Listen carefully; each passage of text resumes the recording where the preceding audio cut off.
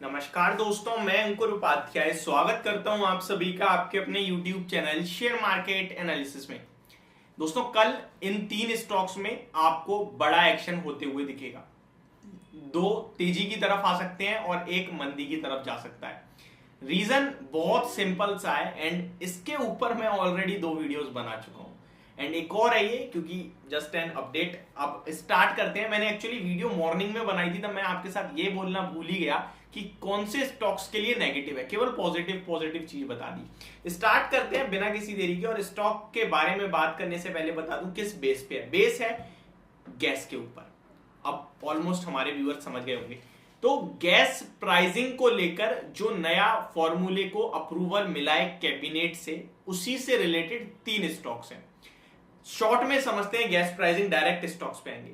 पहले $8.57 MMBTU का price हुआ करता था गैस का, जो कि अगर पुराने फॉर्मूले के तहत ही रिव्यू किया जाता तो ये बढ़कर $10.57 MMBTU का हो जाता, यानी कि $2 से प्राइसेस बढ़ जाते।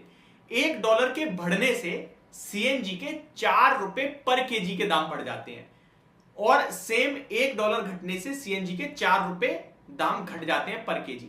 और पाइप गैस जो होती है, नेचुरल पाइप गैस, उसके भी आपके दाम फ्लक्चुएट होते हैं।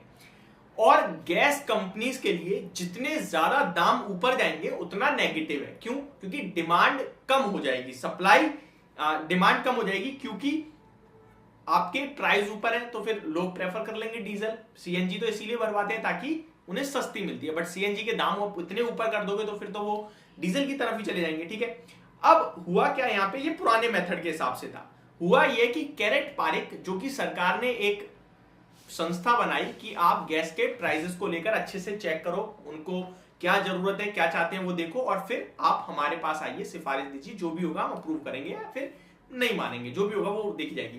तो कैरेट पारिक जो गैस के सब कुछ संभालते हैं, गैस की पूरी फील्ड को, तो उन्होंने एक नया फॉर्मूला तैयार किया और उन्होंने कहा कि गैस प्राइसेस को जो है एक बैंड में लाना चाहिए, जिसका सीलिंग प्राइस जो है, सीलिंग प्राइस यानी टॉप सीलिंग प्राइस $6.5 MMBTU रख दीजिए आप, और फ्लोर प्राइस $4 MMBTU रख दीजिए आप। आपको लगे कि गैस सस्ती करनी है तो आप $4 से ज्यादा सस्ती कभी मत करो, आपको महंगी करनी है तो $6.5 से महंगी भी मत करो, सिंपल। तो इसके ऊपर विचार करें और कैबिनेट सबसे अप्रूवल आ गया था ऑलमोस्ट, बस कैबिनेट का अप्रूवल आना था, तो वहां पे गई बात और थर्सडे को वहां से भी अप्रूवल आया। अप्रूवल आ जाएगा, इसी खुशी में आईजीएल और एमजीएल के शेयर थर्सडे के सेशन में बढ़िया रैली देते हुए दिखे। और थर्सडे शाम 6 बजे अप्रूवल जो मीटिंग थी उसका स्टार्ट थी और 6 बजे के करीब आउटकम आना था। आउटकम आया, लेकिन 7:30 बजे करीब अपडेट हुआ होगा वेबसाइट्स वगैरह पे, तो 7:30 बजे मैंने वीडियो शेयर भी करी थी आपके साथ। अप्रूवल आ गया। अब अप्रूवल क्या हुआ, सीलिंग प्राइस क्या है, $6.5, $6.5 का MMBTU का प्राइस है। पहले कितना था, 8.57। अब इन्होंने सीलिंग प्राइस भी अगर रखा होगा न्यू फॉर्मूले में जो अप्रूवल मिला है, तो भी $2 सस्ता हो गया ना, क्योंकि पहले 8.5 था, 8.57 इनफैक्ट। अभी सीलिंग ही 6.5 है, तो आपने टॉप भी लिया है तो भी आपके $2 घट गए। तो अब $2 घटे तो फायदा किससे हो रहा है, जो गैस डिस्ट्रीब्यूशन कंपनीज है, like IGL, MGL, Gujarat gas भी है, ठीक है। तो आईजीएल एमजीएल को ज्यादा है क्योंकि इनके सीएनजी स्टेशन ज्यादा है। अब $2 से दाम कम हुए हैं तो सीएनजी के दाम कितने कम होंगे, $8, ₹8 से ऑलमोस्ट। तो भैया एमजीएल ने तो अनाउंसमेंट कर दी थी परसों ही कि ₹8 पर केजी सस्ता हो गया सीएनजी। तो अब और ज्यादा लोग सीएनजी प्रेफर करेंगे और ज्यादा डलाएंगे क्योंकि सस्ती हो गई है, तो इनके लिए पॉजिटिव है। वहीं आईजीएल की तरफ से भी इस प्रकार की अनाउंसमेंट आई है, तो इन दोनों कंपनीज को आपको रखना है पॉजिटिव। अब ऑब्वियस सी बात है, अगर दाम कम हुए तो किसी ना किसी के लिए तो नेगेटिव होगा। गैस के दाम घटना किसके लिए नेगेटिव होता है, ओएनजीसी के लिए, oil and natural gas. Gas बीच में आ गया।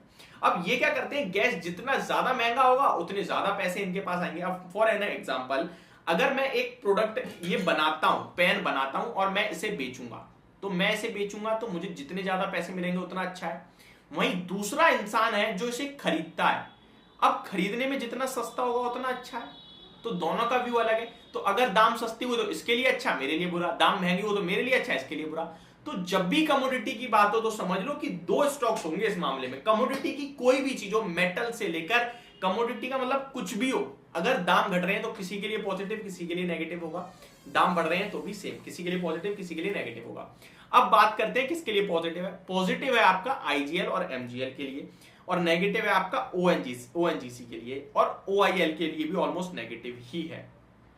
ठीक है, अब मैं ओएनजीसी के बारे में बात करूं उससे पहले एक बार मैं क्रूड का दाम भी देख लूं। तो क्रूड ज्यादा कुछ मूव नहीं दिया है, फ्लैट टू नेगेटिव बंद हुआ है, तो ये भी स्लाइटली नेगेटिव है क्योंकि कच्चे तेल का दाम गिरना भी ओएनजीसी के लिए नेगेटिव होता है। तो अब एक एक करके तीनों स्टॉक्स के चार्ट्स पे चलते हैं। मैंने आपको पूरी चीज ये थर्ड टाइम बताई है अपने चैनल पे, एंड मेरे को लगता है अब आपके दिमाग में इस तरीके से। और एक चीज और बता दूं, हर 6 महीने में गैस प्राइस रिव्यू होते हैं, तो अब आगे जब भी होगा आपको सब पता होगा, इतना मैं लिख के दे सकता हूं। आपने मेरी वीडियो ध्यान से सुनी होगी। तो आईजीएल के स्टॉक के बारे में बात करते हैं। सबसे पहले आईजीएल की बात करें तो 463 ऑलरेडी मूव बहुत बड़ा आ चुका है। मुझे लगता है ये मूव अगर कंटिन्यू होता है तो 480 तक जा सकता है, और स्टॉक अगर गिर जाता है तो 445 का स्टॉप लॉस रख के आपको गिरावट में खरीदना है इस शेयर को।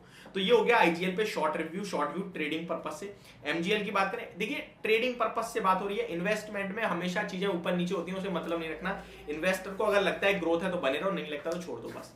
एमजीएल की बात करते हैं, महानगर गैस लिमिटेड 980 पे स्टॉक क्लोजिंग देता हुआ दिखा है। 1000 पे ऑलरेडी आया था, 1000 से गिरावट हुई, फिर से दोबारा 980 आएगा, तो 1010 का एक रेजिस्टेंस है, वो रेजिस्टेंस निकलेगा तो बड़ी तेजी बन सकती है, 1050 तक जा सकता है, बट उससे पहले कहीं ना कहीं मुझे लगता है थोड़ा सा आपको वेट कर लेना चाहिए।